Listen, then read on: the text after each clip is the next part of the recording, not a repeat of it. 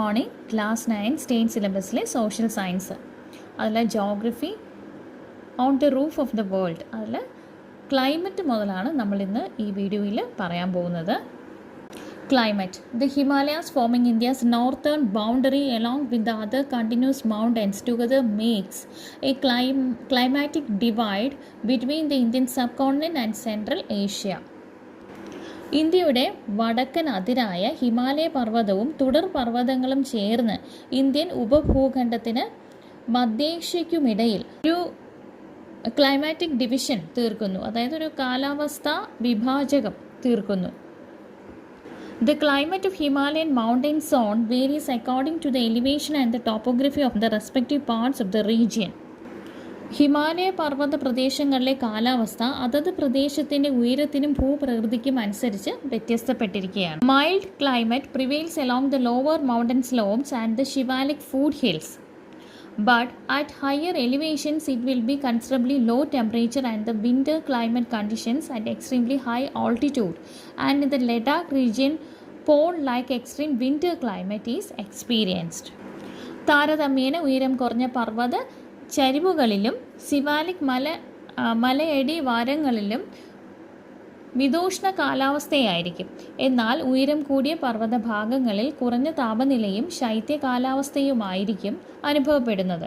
ഉയർന്ന പർവ്വത ഭാഗങ്ങളിലും ലഡാക്ക് മേഖലയിലും ധ്രുവ സമാനമായ തീവ്ര ശൈത്യ കാലാവസ്ഥ അനുഭവപ്പെടുന്നു. Southwest monsoon rains are received along the southern slopes of the Shivalik ranges and the northeastern India. Snowfall is common in the higher regions of the mountains. ഷിവാലിക് മലനിരകളുടെ തെക്കൻ ചരിവുകളിലും വടക്കുകിഴക്കൻ ഇന്ത്യയിലും തെക്കു പടിഞ്ഞാറൻ മൺസൂൺ മഴ ലഭിക്കുന്നു. പർവ്വതങ്ങളുടെ ഉയരമേറിയ ഭാഗങ്ങളിൽ മഞ്ഞുവീഴ്ച വളരെ സാധാരണമാണ്. Monsoon winds blowing from Bay of Bengal get trapped in between Assam Himalayas and the Purvachal hills. As a result, most of its moisture reaches back to earth as rain. Hence, the northeastern India, especially the Meghalaya plateau, receives heavy rainfall. Bengal ഉൾക്കടലിൽ നിന്ന് വീശുന്ന monsoon കാറ്റുകൾ ആസാം ഹിമാലയത്തിനും പൂർവാചൽ കുന്നുകൾക്കുമിടയിൽ എത്തുമ്പോൾ ഏറെക്കുറെ മുഴുവൻ നീരാവിയും ഈ പ്രദേശത്ത് പെയ്തിറങ്ങുന്നു. അതിനാൽ വടക്കുകിഴക്കൻ ഇന്ത്യയിൽ, പ്രത്യേകിച്ച് മേഘാലയ പീഠഭൂമിയിൽ ഉയർന്ന തോതിൽ മഴ ലഭിക്കുന്നു. Drainage system. Indus, Ganga and Brahmaputra rivers along with the tributaries create the Himalaya drainage system. As these rivers are rain-fed and snow-fed, they are perennial, water-rich throughout the year. Sindhu, Ganga, Brahmaputra എന്നീ നദികളും അവയുടെ പോഷക നദികളും ചേർന്നാണ് ഹിമാലയൻ ഡ്രെയിനേജ് സിസ്റ്റം ഫോം ചെയ്യുന്നത്. മഴയിൽ നിന്നും മഞ്ഞുരുകിയും ജലം ലഭിക്കുന്നതിനാൽ ഇവ വർഷം മുഴുവൻ നീരൊഴുക്കമുള്ള നദികളായി മാറുന്നു. These rivers have turbulent flow in the mountainous course. Flooding and channel deviation are common in the plains. These rivers create landforms such as V-shaped valleys, gorges and waterfalls. പർവ്വത പ്രദേശത്ത് അതിശക്തമായ നീരൊഴുക്കാണ് ഈ നദികൾക്കുള്ളത്. സമതല പ്രദേശങ്ങളിൽ വെള്ളപ്പൊക്കവും ഗതി മാറി ഒഴുകലും സാധാരണമാണ്. ഈ നദികൾ പർവ്വത ഭാഗങ്ങളിൽ വി രൂപ താഴ്വരകൾ, ഗോർജസ്, വെള്ളച്ചാട്ടങ്ങൾ തുടങ്ങിയ ഭൂരൂപങ്ങൾ സൃഷ്ടിക്കുന്നു. ഇനി അടുത്ത വാട്ടർഫോൾ ആണ്. Free fall of water vertically from a cliff in the course of a river or stream is called waterfall. It is caused due to the excessive erosion of the soft rocks in the course of rivers. നദിയുടെ ഒഴുക്കിനിടയിൽ ഉയരത്തിൽ നിന്നും നദീജലം കുത്തനെ താഴേക്ക് പതിക്കുന്നതാണ് വെള്ളച്ചാട്ടം. Waterfall. നദിയുടെ സഞ്ചാരപാതയിൽ ഉറപ്പു കുറഞ്ഞ ശിലകൾ കൂടുതലായി ഇറോഷന് വിധേയമാകുന്നതാണ് വെള്ളച്ചാട്ടങ്ങൾ രൂപപ്പെടാൻ കാരണം. V-shaped valleys. During the course of river flow, the lateral erosion leads to the enhancement of width of the river valley and the vertical erosion leads to the depth of the valley. As a result of the whole process, river valleys with slanting slides are developed. Since they resemble the English alphabet V, the valleys are known as V-shaped valleys. അതായത് നദി ഒഴുകുമ്പോൾ വശങ്ങളിലെ അപരദനം മൂലം വീതി വർദ്ധിക്കുകയും നദീതടത്തിലെ അടിത്തട്ടിലെ അപരദനം മൂലം ആഴം വർദ്ധിക്കുകയും ചെയ്യുന്നു. ഈ പ്രവർത്തനങ്ങളിൽ ചരിഞ്ഞ വശങ്ങളോട് കൂടിയ നദീ താഴ്വരകൾ രൂപപ്പെടുന്നു. ഇവ ഇംഗ്ലീഷ് അക്ഷരമാലയിലെ വി അക്ഷരത്തിനോട് സാദൃശ്യമുള്ളതിനാൽ വി രൂപ താഴ്വര എന്ന് അറിയപ്പെടുന്നു. ഇനി next page. Figure 1.19. River Indus originating from Bokharchu Glacier near Manasarovar Lake and its tributaries are the important drainage system of the northwestern Himalaya. മാനസരോവര തടാകത്തിനടുത്ത് ബൊഖർച്ചു ഹിമാലയത്തിൽ നിന്നു ഉത്ഭവിക്കുന്ന സിന്ധു നദിയും ഇതിൻ്റെ പോഷക നദികളുമാണ് വടക്കു പടിഞ്ഞാറൻ ഹിമാലയത്തിലെ പ്രധാന നീരൊഴുക്കു വ്യൂഹം. River Ganga originating from the Gangotri glaciers in Gomukh and its tributaries such as Yamuna, Gahara, Gandak, Kosi, etc. are the important rivers of Uttarakhand and Nepal. Gangotri ഹിമാനിയിലെ ഗോമുഖിൽ നിന്ന് ഉത്ഭവിക്കുന്ന ഗംഗാ നദിയും അതിൻ്റെ പോഷക നദികളായ യമുന, ഘാഘര, ഘടക്, കോസി തുടങ്ങിയവയുമാണ് ഉത്തരാഖണ്ഡ്, നേപ്പാൾ ഹിമാലയത്തിലെ പ്രധാന നദികൾ. River Brahmaputra originating from Chimayungdang Glacier near Manasarovar Lake and its tributaries such as Dibang, Lohit, Manas, etc. are the drainage system of the eastern Himalayas. മാനസരോവര തടാകത്തിനടുത്ത് ചെമയൂങ് ഹിമാനിയിൽ നിന്നും ഉത്ഭവിക്കുന്ന ബ്രഹ്മപുത്രയും അതിൻ്റെ പോഷക നദികളായ ദിബാങ്, ലോഹിത് മുതലായവയുമാണ് കിഴക്കൻ ഹിമാലയത്തിലെ നദീവ്യൂഹം. ഇനി അടുത്ത സോയിലാണ്. Mountain soil and forest soil are commonly seen in the Himalayan terrain. The soil texture and particle size vary according to the mountain environment. Himalaya പർവ്വത പ്രദേശത്ത് പൊതുവായി പർവ്വത മണ്ണും വനമണ്ണുമാണ് കാണപ്പെടുന്നത്. പർവ്വത പരിസ്ഥിതി അനുസരിച്ച് മണ്ണിൻ്റെ ഘടനയിലും തരി വലിപ്പത്തിലും വ്യത്യാസമുണ്ടാകും. Fine grained soil with high humus content are seen in the valleys, whereas in the high slopes, coarse grained soil with low humus content can be seen. താഴ്വാരങ്ങൾ നേർത്ത തരികളോട് കൂടിയതും ജൈവാംശം കൂടുതലുള്ളതുമായ മണ്ണാണ് കാണപ്പെടുന്നത്. ഉയർന്ന ചരിവുകളിൽ വലിയ തരികളോട് കൂടിയ ജൈവാംശം കുറഞ്ഞ മണ്ണായിരിക്കും കാണാൻ സാധിക്കുക.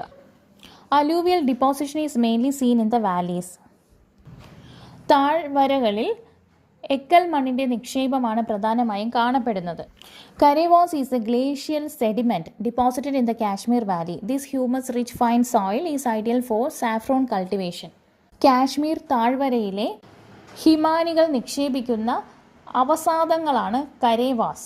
നേർത്ത മണലും ജൈവാംശങ്ങളും നിറഞ്ഞ മണ്ണാണിത്. ഇവ കുങ്കുമപ്പൂ കൃഷിക്ക് അനുയോജ്യമാണ്. Natural vegetation. Differences in factors like elevation, topography, soil type and climate lead to regional variations in natural vegetation in the Himalayan terrain. ഉയരം, ഭൂപ്രകൃതി, മണ്ണിനം, കാലാവസ്ഥ തുടങ്ങിയ ഘടകങ്ങളിലെ വ്യത്യാസം ഹിമാലയൻ നിരകളിലെ സസ്യജാലങ്ങളിൽ പ്രാദേശിക വ്യത്യാസങ്ങൾ സൃഷ്ടിക്കുന്നു. As the average annual rainfall received is about 200 cm, more tropical evergreen vegetation is found in the eastern Himalayas and the northeastern hills. കിഴക്കൻ ഹിമാലയത്തിലും വടക്കു കിഴക്കൻ കുന്നുകളിലും ശരാശരി വാർഷിക മഴ 200 സെൻറ്റിമീറ്ററിന് മുകളിലായി ലഭിക്കുന്നതിനാൽ ഉഷ്ണമേഖല നിത്യഹരിത വനങ്ങൾ കൂടുതലായി കാണപ്പെടുന്നു. Temperature decreases with altitude and the corresponding change is also visible in the natural vegetation of the Himalayan mountain region. ഉയരം കൂടുന്നതിനനുസരിച്ച് ഊഷ്മാവ് കുറയുന്നതിനാൽ ഹിമാലയ പർവ്വത പ്രദേശത്തിലെ നൈസർഗിക സസ്യജാലങ്ങളിലും അനുസൃതമായ മാറ്റം ദൃശ്യമാണ്. Depending on the changes in the altitude, a spectrum of natural vegetation from evergreen forest to the vegetation type of the cold climate such as tundra can be found here. ഉയരത്തിനനുസരിച്ച് നിത്യഹരിത വനങ്ങൾ മുതൽ ശൈത്യമേഖല സസ്യജാലങ്ങളായ തുന്ദ്ര വരെയുള്ള സസ്യജാലങ്ങളുടെ തുടർച്ച ഇവിടെ കാണാം. Semi evergreen and deciduous forest are seen in the valleys and the lower mountain slopes. Moist deciduous forest are seen at altitudes ranging from 1000 to 2000 meters. താഴ്വരകളിലും ഉയരം കുറഞ്ഞ പർവ്വത ചരിവുകളിലും അർദ്ധ നിത്യഹരിത വനങ്ങളിലും ഇലപൊഴിയും വനങ്ങളും കാണപ്പെടുന്നു. 1000 മുതൽ 2000 മീറ്റർ വരെ ഉയരത്തിൽ ആർദ്ര മിതോഷ്ണ വനങ്ങൾ കാണാം, അതായത് deciduous forest. Coniferous tree varieties such as pine and deodar grow more along the mountain slopes. Shrubs such as junipers and rhododendrons grow at high altitudes, whereas in the highest altitude alpine meadows are seen. അതായത് pine, ദേവദാരു തുടങ്ങിയ വൃക്ഷങ്ങൾ പർവ്വത ചരിവുകളിൽ കൂടുതലായി വളരുന്നു. പ്രദേശത്തിൻ്റെ ഉയരം കൂടുന്നതിനനുസരിച്ച് ഉയരം കുറഞ്ഞ സസ്യങ്ങളായ ജൂനിപ്പർ, റോഡോഡെൻഡ്രോൺ എന്നിവയും ഏറ്റവും ഉയർന്ന പ്രദേശങ്ങളിൽ ആൽപൈൻ പുൽമേടുകളും കാണാം.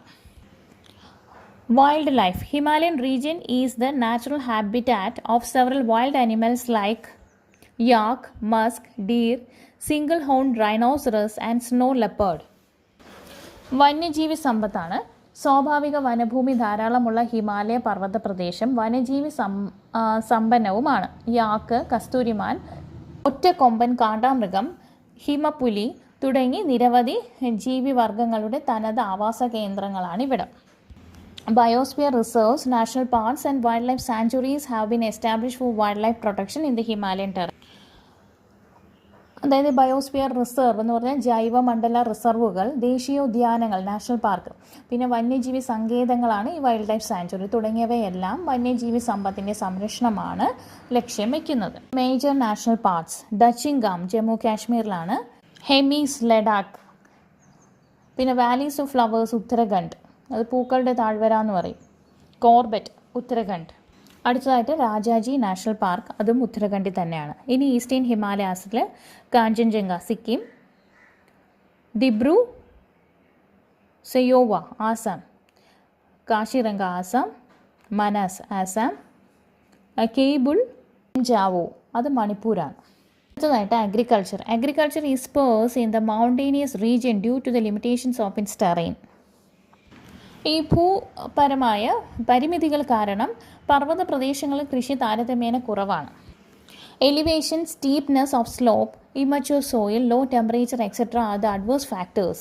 Still, the resident communities engage in different subsistence agriculture activities. They terrace the mountain slopes to cultivate suitable crops like paddy, legumes and potatoes during the rainy season and wheat and temperate fruit crops during the spring. ഉയരം, ചെങ്കുത്തായ ചരിവ്, പാകമാകാത്ത മണ്ണ്, immature soil, കുറഞ്ഞ താപനില തുടങ്ങിയവയാണ് പ്രതികൂല ഘടകങ്ങൾ. എന്നിരുന്നാലും ഈ പ്രദേശത്തെ ജനങ്ങൾ വിവിധ ഉപജീവന കൃഷികളിൽ ഏർപ്പെടുന്നു. പർവ്വത ചരിവുകൾ തട്ടുകളായി തിരിച്ച് ഓരോ പ്രദേശത്തിൽ നിന്നും അനുയോജ്യമായ വിളകൾ കൃഷി ചെയ്യുന്നു. നെല്ല്, പയറുവർഗ്ഗങ്ങൾ, ഉരുളക്കിഴങ്ങ് എന്നിവ മഴക്കാലത്തും അതുപോലെ തന്നെ ഗോതമ്പ്, മിതോഷ്ണ പഴവർഗ്ഗങ്ങൾ എന്നിവ വസന്തകാലത്തും കൃഷി ചെയ്യുന്നു. Tea is a major crop along mountain slopes and valleys of eastern Himalayas, especially in the Assam and Darjeeling regions. അതായത് കിഴക്കൻ ഹിമാലയത്തിൻ്റെ പർവ്വത ചരിവുകളിലും താഴ്വരകളിലും പ്രത്യേകിച്ച് ആസാം, ഡാർജിലിംഗ് മേഖലകളിൽ തേയില കൃഷിയാണ് കൂടുതലായി ഉള്ളത്. The tribal population of the northeastern hills on the other hand follow traditional practices such as shifting cultivation. അതായത് വടക്ക് കിഴക്കൻ ഇന്ത്യയിലെ കുന്നുകളിൽ തദ്ദേശീയ ഗോത്രജനത സ്ഥാനമാറ്റ കൃഷി, ഷിഫ്റ്റിംഗ് കൾട്ടിവേഷൻ പോലുള്ള പരമ്പരാഗത കൃഷി രീതികൾ പിന്തുടരുന്നവരാണ്. അടുത്തതായിട്ട് animal rearing. Animal rearing is the main occupation of those living in the Himalayan mountains. Climate varies according to elevation and the type of animals reared also varies accordingly. അതായത് ഹിമാലയ പർവ്വത പ്രദേശങ്ങളിലെ ജനങ്ങളുടെ ഒരു പ്രധാന ജീവിത മാർഗമാണ് മൃഗപരിപാലനം. പ്രദേശത്തിൻ്റെ ഉയര ക്രമം അനുസരിച്ച് കാലാവസ്ഥയിൽ മാറ്റം വരുന്നതിനാൽ വളർത്തുമൃഗങ്ങളുടെ ഇനത്തിലും മാറ്റം വരുന്നു. Goat and cattle are kept in the valleys, whereas sheep and horse are reared in the mountain slopes. At the extremely cold regions of Himachal and Ladakh, species that can resist severe cold, such as yak, are reared. ആട്, പശു തുടങ്ങിയ മൃഗങ്ങളും ഉയരം കൂടിയ പർവ്വത ഭാഗങ്ങളിൽ ചെമ്മരിയാട്, കുതിര തുടങ്ങിയവയും ശൈത്യ മേഖലയായ ഹിമാചൽ, ലഡാക്ക് ഭാഗങ്ങളിൽ തണുപ്പിനെ അതിജീവിക്കാൻ ശേഷിയുള്ള യാക്ക് പോലുള്ള മൃഗങ്ങളെയും വളർത്തുന്നു. Gujars are the shepherd tribes who live in the mountain meadows of western Himalayas. പടിഞ്ഞാറൻ ഹിമാലയത്തിലെ പർവ്വത പുൽമേടുകളിൽ മൃഗപരിപാലനം നടത്തുന്ന ഇടയ ജനവിഭാഗത്തെ ഗുജ്ജർ എന്ന് വിളിക്കുന്നു. Next, tourism. As the geographical conditions are favorable, the entire Himalayan region has become a zone with high economic potential for tourism. ഭൂപ്രകൃതി സവിശേഷതകൾ അനുകൂലമായതിനാൽ ഹിമാലയ പ്രദേശങ്ങൾ വിനോദസഞ്ചാരത്തിന് ഏറെ സാധ്യതയുള്ള ഒരു വരുമാനദായക മേഖലയായി മാറിയിട്ടുണ്ട്. Travels associated with pilgrimage were what intimated the development of tourism in these regions. തീർത്ഥാടനവുമായി ബന്ധപ്പെട്ട യാത്രകളാണ് ഈ മേഖലകളിലെ ടൂറിസം വികസനത്തിന് തുടക്കമിട്ടത്. There are several pilgrim centers in this region such as Kailas, Manasarovar, Amarnath and Hemakund Sahib. These places have been attracting travelers for centuries. കൈലാസം, മാനസരോവരം, അമർനാഥ്, ഹേമകുണ്ട് സാഹിബ് തുടങ്ങി നിരവധി തീർത്ഥാടന കേന്ദ്രങ്ങൾ ഹിമാലയ പർവ്വത ഭാഗങ്ങളിലുണ്ട്. നൂറ്റാണ്ടുകൾക്ക് മുൻപ് തന്നെ ഇവിടങ്ങളിലേക്ക് സഞ്ചാരികൾ എത്തിയിരുന്നു. The second phase of tourism development in the Himalayan mountain region began in the 19th century when the British identified the area's favorable climate. The resort towns such as Shimla, Darjeeling, Shillong, Almora, Ranikhet, Mussoorie and Nainital are important tourist centers.